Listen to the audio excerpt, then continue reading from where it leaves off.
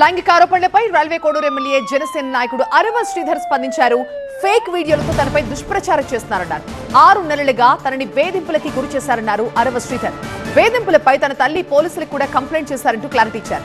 తనపై వచ్చిన ఆరోపణలకి కోర్టు ద్వారా సమాధానం చెప్తారన్నారు అరవ శ్రీధర్. ఇప్పటి వరకు తన రాజకీయ జీవితంలో ఎలాంటి మచ్చ లేదని, తనపై కుట్ర చేసిన వారిని వదిలేది లేదు అన్నారు శ్రీధర్.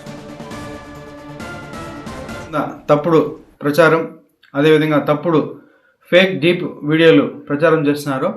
దానికి నేను సూటిగా ఆన్లైన్ క్వశ్చన్ అడుగుతున్నాను. నేను 2021 నుంచి సర్పంచ్గా 3 years కంటిన్యూగా సర్పంచ్గా పనిచేశాను.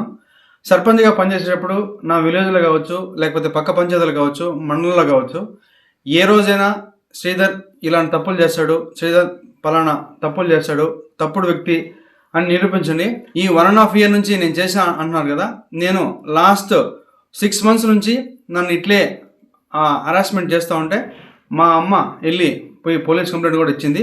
కావున దానికి కూడా మళ్ళీ కూడా నేను దీని వెనక ఎవరున్నారు, ఎవరైతే ఈ వాంటెడ్గా చేస్తున్నారో కూడా నేను చట్టపరంగా కోర్టు నుంచే ఎట్లయితే దానికి తగిన చర్యలు తీసుకోవాలో